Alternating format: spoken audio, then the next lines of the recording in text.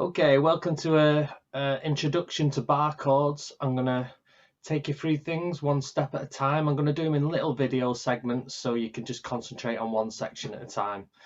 Okay, so you might have got to the point where you know a lot of open chords like this, all different types of shapes that are open, and then you're looking at songs which say B flat minor 7 or G sharp 7.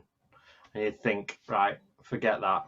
And you're probably cancelling out about 50% of songs by just saying that that looks too complicated. Well, that's if you take on bar chords, you'll be able to achieve all them chords very easy, and you'll soon realise they are just the chords you know, but moved up the fretboard and replaced. See this nut here is replaced by your finger lying flat, so you can still do all your chords that you normally know like that, but that's called a bar chord. Okay, so the first step is the two main shapes to learn are E shape and A shape. So we're just going to look at an E chord. Let's get rid of that. So here's the E chord. And you just got to learn these three shapes. You probably know this already, but just solidifying the fact that this is an E minor, an E7. Okay, so the main thing to notice is what fingers you're using. So if I just played you an E, and then an E minor, take that first finger off, put that back on. E7, you take the third finger off. Okay, so they're your three chords. So E, E minor, E7. Okay, so what I want you to do is playing with your last three fingers. I want you to free up this first finger. So you can see you start with the second, third and fourth, so there. And just get used to doing that.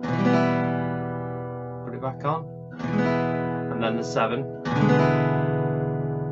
Let's do that again. So E, E minor, E, and E7. Okay, so we're going to do the same for the A shape. And like I said, these two shapes should see you through all these problematic chords you come across. So you can see an A shape, an A minor, an A7. So I'll show you what they look like with just normally with your first fingers. So A is like this in a row. I think everyone who's learnt guitar is familiar with that. A minor. Now people think A to A minor, you're shifting all your fingers. It must be such a like the different chords, like totally different. But there's only actually one note that's moving, that to there. And you just have to shift your fingers because you can't move that finger backwards there. So notice between a major and a minor there's just a one note shift. It's good to know that. So E to E minor is that note to that note. Okay, so A minor, back to A. To get an A7 you take off the middle finger. So they're your three chords in A. Alright, so we need to do that with our last three fingers now.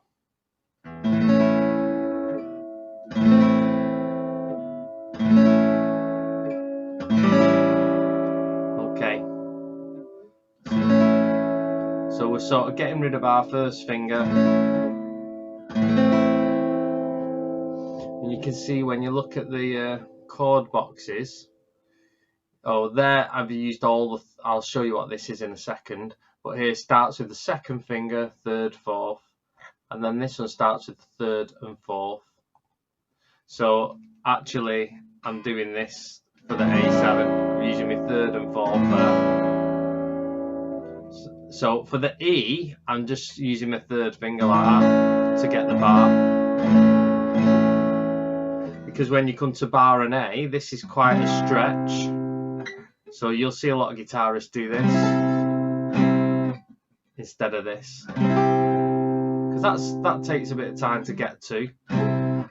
So it's like you're playing an A like this, and then just playing it with one finger. See, I'm pushing on all three of them strings rather than individually, because it's nice really, because it's a line. The only thing you won't get is this open E there, because when you lie that finger flat, it cuts it off, but it's a small price to pay to be able to do a bar chord like that. So we need to do our A like this, but with our third finger. Okay, so that's the first part. Just learn the shapes. You've got E, E minor. Oh, we're going to use our last three fingers. E, E minor, E7. A minor, A7. Okay. And then just once you've mastered that and you can do it with your last three fingers, look at part 2.